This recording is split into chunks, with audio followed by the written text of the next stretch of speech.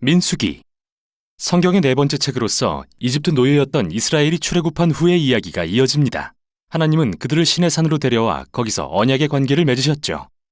이스라엘의 반역에도 불구하고 은혜의 하나님은 그들이 하나님의 거룩한 임재 가운데 살 수 있도록 성막을 주셨습니다. 민수기는 이스라엘이 시내산 앞에서의 일련의 삶을 마무리하고 하나님께서 아브라함에게 약속하신 땅을 향해 광야로 들어가면서 시작됩니다. 책의 줄거리는 이 여정의 각 단계별로 구성되어 있는데요. 처음은 시내산에서 시작되고 그 후 바란 광야를 향한 여정으로 이어집니다. 거길 떠난 후엔 약속의 땅 바로 맞은편에 있는 모압 평지를 지나게 되죠. 첫 번째 부분은 인구조사로 시작되는데요. 민족의 수를 센다는 의미로 민수기라는 이름이 붙게 되었죠. 그리고 지파별 진편성에 대한 법이 나옵니다. 성막을 진중앙에 두고 그 주변을 제사장과 레위 지파가 둘러싼 뒤 주변 사면에 12지파를 배치했습니다. 유다 지파를 선두로 하고요. 이렇듯 정교한 배치는 하나님의 거룩한 임재가 이 민족의 존재의 중심에 있음을 상징합니다.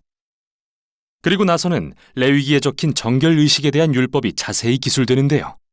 하나님의 임재를 그들 가운데 모시고 싶다면 모든 노력을 기울여 진을 거룩히 하여 그분의 거룩을 받아들일 수 있도록 해야 한다는 의미였죠. 10장에서는 하나님의 임재의 구름이 성막 위에 떠올라 이스라엘을 시내산에서 광야로 인도하는데 얼마 안 지나 심각한 상황이 벌어집니다. 11장에서 이스라엘은 배고프고 목마르다며 불평하더니 급기야 이집트로 돌아가고 싶다고 외치기 시작하고 12장에 가서는 모세의 형과 누나도 그에게 맞서 온 백성 앞에서 그를 비방하기 시작하죠. 여정의 시작이 썩 좋아 보이지 않네요.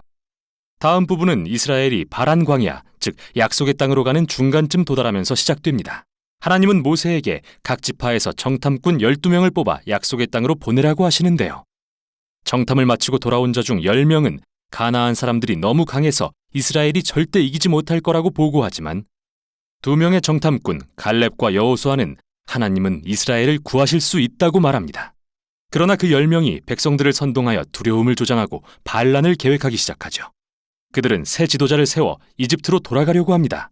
하나님은 당연히 분노하셨고 모세는 백성을 대신하여 하나님께 중보하는데요. 그가 하나님께 아브라함에게 하신 약속을 지키시라고 부르짖자 하나님은 기도를 들어주십니다. 그러나 그분의 공의로 인해 이스라엘이 원하던 대로 약속의 땅에 들어가지 못하는 벌을 내리시죠. 하나님은 이 세대가 광야에서 죽을 때까지 40년간 방황하게 될 것이라고 선고하시며 오직 그들의 자녀들만 그 땅에 들어갈 거라고 하시죠. 결과가 이 정도면 그들도 이제 정신을 차릴 법한데 오히려 더 심각해집니다. 다음 이야기에서 레위 지파 중 한 그룹이 단체로 반역하기 시작했는데 그들은 모세와 아론의 리더십에 도전하며 그들이 분에 넘치는 일을 하고 있다고 외치죠. 그래서 하나님은 이 레위인들을 엄하게 벌하시고 모세와 아론을 이스라엘의 지도자로서 재확인시켜 주십니다. 이제 이들은 바란 지역을 떠나 길을 떠납니다. 그런데 상황은 또 악화되기 시작합니다.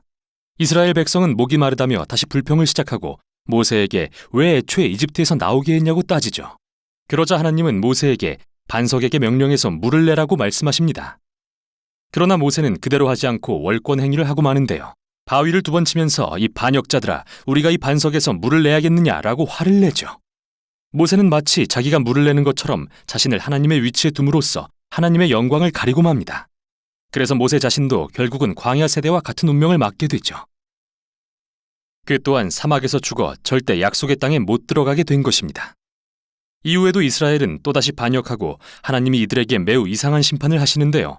독사들이 와서 그들을 물게 하십니다. 그리고 모세는 다시 백성들을 대신해 중보합니다.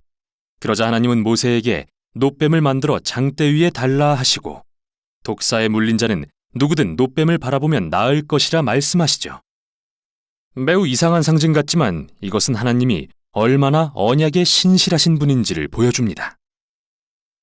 하나님은 이스라엘의 죄악을 공의로 심판하실 수 있습니다. 그러나 하나님의 공의조차 그분의 치유를 구하는 사람에게는 생명의 근원으로 탈바꿈할 수 있죠. 이제 이스라엘 민족은 모압 평지를 향해 떠납니다. 이 부분의 시작은 발람이라는 특이한 인물에 초점을 맞추는데요.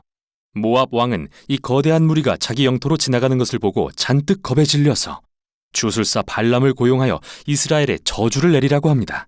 그런데 발람은 3번이나 그들을 저주할 수 없다는 걸 발견하고 이스라엘을 축복할 수밖에 없게 되죠. 창세기 12장에서 하나님이 아브라함에게 하신 약속을 기억해 보세요. 발람은 이스라엘을 저주할 수 없을 뿐 아니라 하나님으로부터 언젠가 열방에 하나님의 공의를 이루실 이스라엘의 왕이 오실 거라는 환상도 받는데요. 이 환상은 창세기 49장에서 야곱이 유다에게 한 약속을 떠올리게 합니다. 잠시 멈추고 지금까지 이 책의 흐름을 살펴보죠. 광야의 반역 사건들은 멈추지 않고 계속 악화되었지만 하나님은 이스라엘을 부분적으로는 심판하시지만 변함없이 자비를 베풀고 음식과 물을 제공하셨습니다. 그리고 발람의 이야기 역시 하나님의 은혜를 밝히 보여주죠. 이스라엘은 언덕 저 아래 지내서 불평하며 반역하고 있지만 언덕 위에서는 하나님께서 그들이 모르는 새 그들을 보호하고 심지어 축복하고 계시는 겁니다. 광야에서 반역했던 이스라엘과 신실하신 하나님의 대조적인 모습은 이스라엘의 다음 세대들에게 매우 중요하기 때문에 이 광야 이야기들은 후에 성경의 선지서, 시가서, 심지어 신약의 서신서에도 계속 인용됩니다. 그리고 이 사건들은 언제나 이렇게 경고하죠. 하나님은 자신의 언약에 신실하시지만 그의 백성이 반역하여 그분을 떠나면 결과를 직면하게 내버려 두시기도 한다. 이 이후 책의 나머지 부분은 광야 세대의 자녀들의 초점을 맞추는데요. 그들이 약속의 땅을 상속할 준비를 시작하며 새 세대의 인구조사를 실시합니다. 그리고 그들은 주변의 민족들과 싸워 많은 전투에 승리합니다. 그리고 몇 지파는 약속의 땅에 정착하기 시작하죠. 이렇게 민수기는 새 세대가 약속의 땅에 정착하는 것으로 마무리되고 이제 모세는 마지막 설교를 통해 지혜와 경고를 전해주려는 참입니다. 여기까지가 민수기의 내용이었습니다.